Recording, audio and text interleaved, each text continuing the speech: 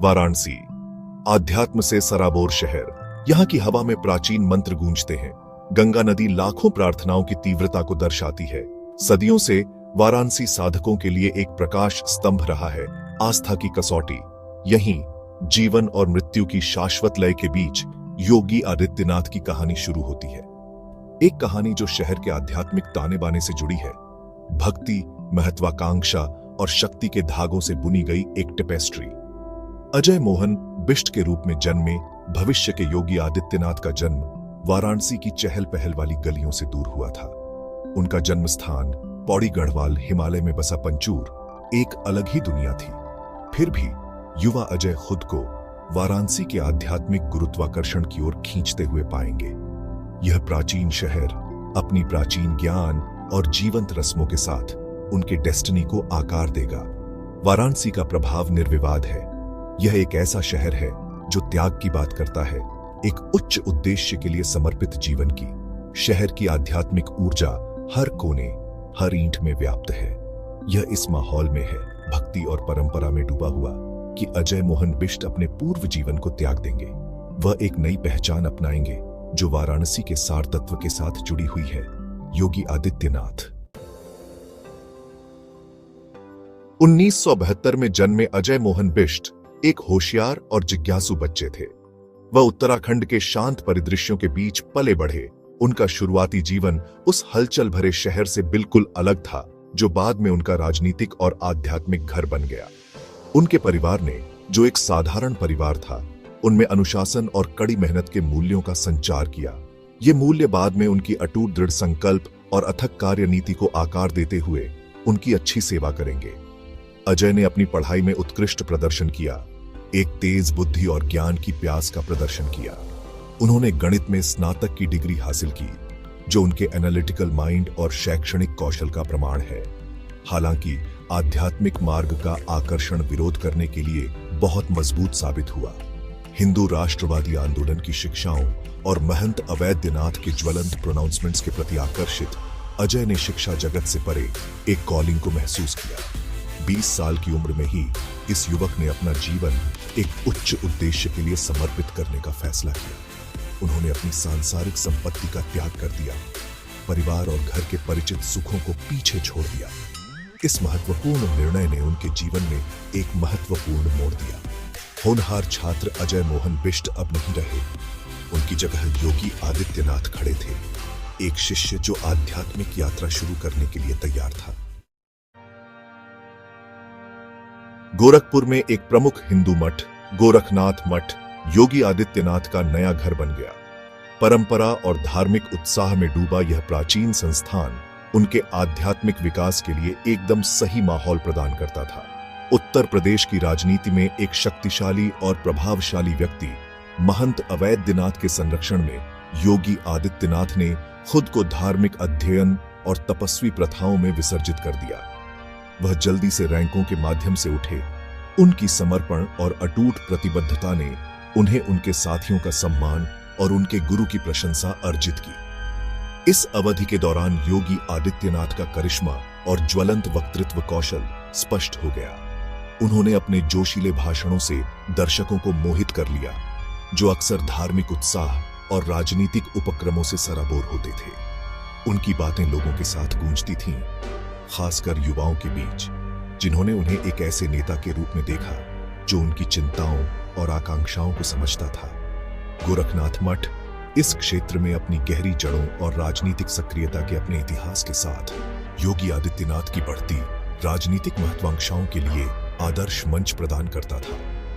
मठ के भीतर युवा सन्यासी के बढ़ते प्रभाव का संयोग उत्तर प्रदेश में महत्वपूर्ण राजनीतिक परिवर्तन की अवधि के साथ हुआ। भारतीय जनता पार्टी का उदय हिंदू राष्ट्रवाद पर जोर देने के साथ योगी आदित्यनाथ की राजनीतिक आकांक्षाओं को जड़ जमाने और फलने फूलने के लिए एक उपजाऊ जमीन तैयार की। 1998 में 26 साल की उम्र में योगी आदित्यनाथ ने राजनीतिक क्षेत्र में अपना पहला कदम रखा। वह गोरखपुर निर्वाचन क्षेत्र का प्रतिनिधित्व करते हुए भारतीय संसद के लिए चुने गए। 2023 में 26 साल की उम्र में योगी आदित्यनाथ ने राजनीतिक क्षेत्र में अपना पहला कदम रखा। वह गोरखपुर निर्वाचन क्षेत्र का प्रतिनिधित्व करते हुए भारतीय संसद के लिए चुने गए। इस जीत ने एक उल्लेखनीय राजनीतिक यात्रा की शुरुआत को चिह्नित किया, जो उनकी जिसमें उन्हें भारतीय जनता पार्टी के रैंकों के माध्यम से आगे बढ़ते देखा जाएगा। राजनीति में उनका प्रवेश केवल एक व्यक्तिगत महत्वाकांक्षा नहीं थी, इसे कई लोगों ने राजनीतिक जुड़ाव की गोरखनाथ मठ की विरासत की निरंतरता के रूप में देखा। संसद में योगी आदित्यनाथ के शुरुआती वर्षों को उनके ज्वलंत भाषणों और हिंदुत्व विचारधारा के प्रति अटूट प्रतिबद्धता ने चिह्नित किया। उन्होंने जल्दी ही खुद को हिंदू राष्ट्रवादी कारणों के लिए एक मुखर वकील के रूप में स्थापित कर लिया। उनके प्रोनाउंसमेंट्स, जो अक्सर विवादास्पद और ध्रुवीकरण वाले होते थे, मतदाताओं के एक वर्ग के साथ गूंजते थे जो प्रचलित राजनीतिक डिस्कोर्स से खुद को हाशिए पर और उपेक्षित महसूस करते थे। भाजपा के भीतर उनका उदय तेजी से हुआ। पार्टी के रैंक एंड फाइल के बीच उनकी बढ़ती लोकप्रियता और पार्टी की मूल विचारधारा के प्रति उनकी अटूट वफादारी से प्रेरित वह उत्तर प्रदेश की राजनीति में एक प्रमुख व्यक्ति बन गए। उनका प्रभाव उनके गोरखपुर निर्वाचन क्षेत्र से परे फैल गया। जैसे जैसे योगी आदित्यनाथ का राजनीतिक कद बढ़ता गया, वैसे वैसे एक कट्टरपंथी के रूप में उनकी प्रतिष्ठा भी बढ़ती गई। एक ऐसे नेता के रूप में जो उत्तेजक बयान देने और उन मुद्दों पर दृढ़ रुख अपनाने से पीछे नहीं हटते थे जो उनके हिंदुत्व विश्वासों के साथ संरेखित थे। योगी आदित्यनाथ की राजनीतिक यात्रा चुनौतियों के बिना नहीं थी।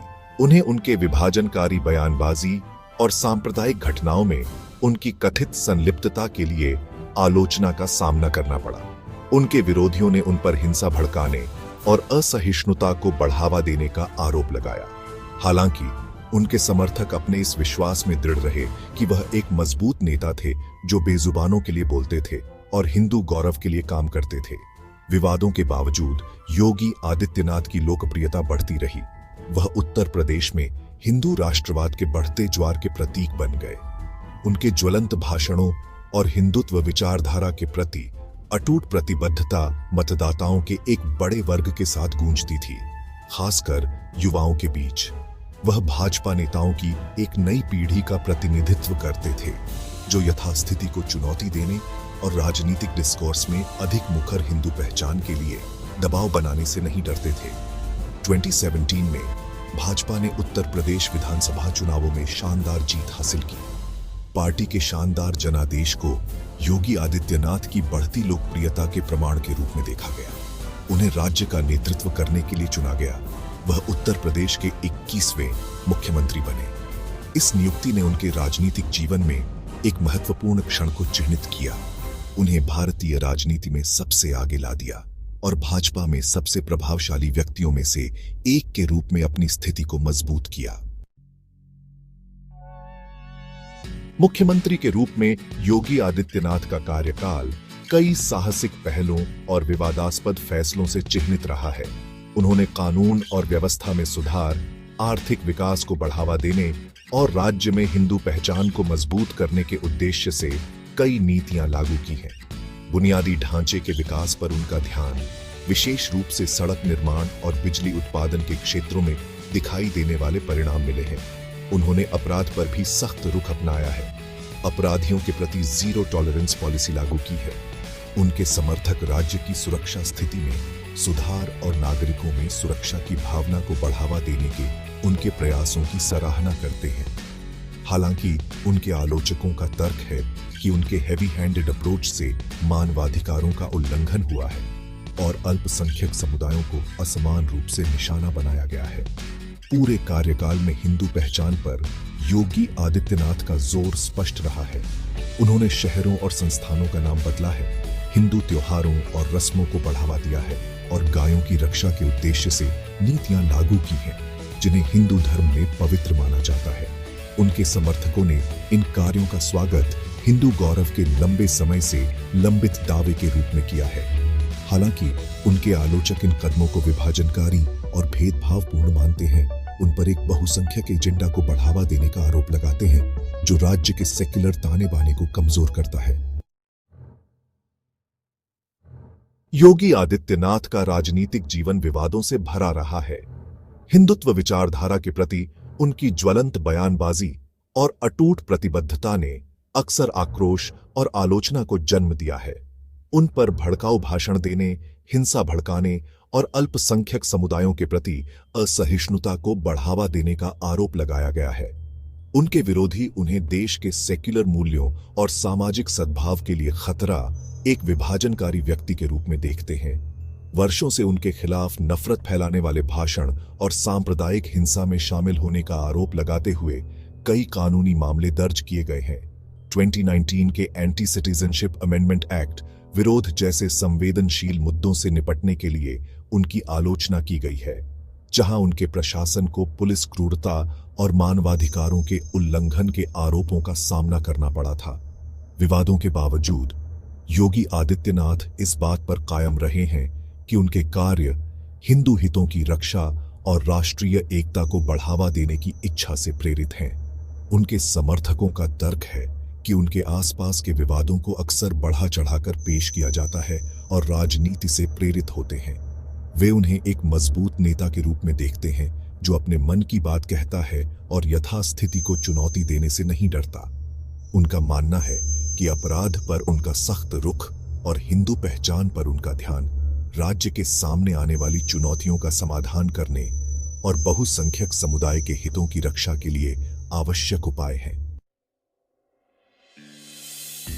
उत्तर प्रदेश की राजनीति पर योगी आदित्यनाथ का प्रभाव निर्विवाद है। वह राज्य के सबसे लोकप्रिय और ध्रुवीकरण करने वाले व्यक्तियों में से एक के रूप में उभरे हैं। सत्ता में उनका उदय हिंदू राष्ट्रवाद की बढ़ती अपील और भाजपा की धार्मिक आधार पर मतदाताओं को जुटाने में सफलता को दर्शाता है। मुख्यमंत्री के रूप में उनका कार्यकाल बुनियादी ढांचे के विकास, कानून व्यवस्था और हिंदू पहचान को बढ़ावा देने पर केंद्रित रहा है। उनके समर्थक उन्हें राज्य में सुरक्षा और प्रगति की भावना लाने का श्रेय देते हैं। वे राज्य के बुनियादी ढांचे में सुधार, निवेश आकर्षित करने और रोजगार के अवसर पैदा करने के उनके प्रयासों की ओर इशारा करते हैं। वे अपराध पर उनके सख्त रुख और भ्रष्टाचार पर अंकुश लगाने के उनके प्रयासों की भी सराहना करते हैं। हालांकि उनके आलोचकों का तर्क है कि उनकी नीतियां अक्सर भेदभावपूर्ण रही हैं और सामाजिक विभाजनों को बढ़ा दिया है। योगी आदित्यनाथ का प्रभाव उत्तर प्रदेश से परे है। वह राष्ट्रीय राजनीति में एक प्रमुख व्यक्ति बन गए हैं, जिन्हें अक्सर प्रधानमंत्री नरेंद्र मोदी के संभावित उत्तराधिकारी के रूप में देखा जाता है। भाजपा के रैंक एंड फाइल के बीच उनकी लोकप्रियता और हिंदुत्व विचारधारा के प्रति उनकी अटूट प्रतिबद्धता ने उन्हें पार्टी की भविष्य की योजनाओं में एक महत्वपूर्ण व्यक्ति बना दिया है। राष्ट्रीय राजनीतिक डिस्कोर्स पर उनका प्रभाव आने वाले वर्षों में बढ़ने की संभावना है, जो भाजपा की दिशा को आकार देगा और देश के राजनीतिक परिदृश्य को प्रभावित करेगा। योगी आदित्यनाथ की राजनीतिक यात्रा अभी खत्म नहीं हुई है। वह उत्तर प्रदेश की राजनीति में एक शक्तिशाली शक्ति और भाजपा की राष्ट्रीय महत्वाकांक्षाओं में एक महत्वपूर्ण व्यक्ति बने हुए हैं। उनकी विरासत राज्य को नियंत्रित करने के उनके चल रहे प्रयासों और राष्ट्रीय राजनीति में उनकी भविष्य की भूमिका से आकार लेगी। क्या वह उत्तर प्रदेश को एक आदर्श राज्य में बदलने में सफल होंगे, जैसा कि उनके समर्थकों का मानना है, या सामाजिक विभाजनों को और बढ़ाएंगे, जैसा कि उनके आलोचकों को डर है? यह देखा जाना बाकी है। हिंदुत्व विचारधारा के प्रति उनकी अटूट प्रतिबद्धता और यथास्थिति को चुनौती देने की उनकी इच्छा ने उन्हें एक विवादास्पद व्यक्ति बना दिया है, लेकिन उन्होंने मतदाताओं के एक महत्वपूर्ण वर्ग के बीच उनकी लोकप्रियता में भी योगदान दिया है। जनता से जुड़ने की उनकी क्षमता, खासकर युवाओं के बीच, और एक मजबूत और निर्णायक नेता के रूप में उनकी छवि ने भारतीय राजनीति में एक ताकत के रूप में अपनी स्थिति मजबूत की है। केवल समय ही बताएगा कि योगी आदित्यनाथ की विरासत कैसे सामने आएगी। आने वाले वर्षों में उनके कार्य और निर्णय यह निर्धारित करेंगे कि उन्हें एक परिवर्तनकारी नेता के रूप में याद किया जाएगा, जिन्होंने प्रगति और समृद्धि के युग की शुरुआत की, या एक विभाजनकारी व्यक्ति जिसने सामाजिक विभाजन को गहरा किया और देश के सेक्युलर ताने बाने को कमजोर किया। एक युवा सन्यासी से एक शक्तिशाली राजनेता तक की उनकी यात्रा उनकी महत्वाकांक्षा, लचीलापन और भारत के विकसित होते राजनीतिक परिदृश्य का प्रमाण है।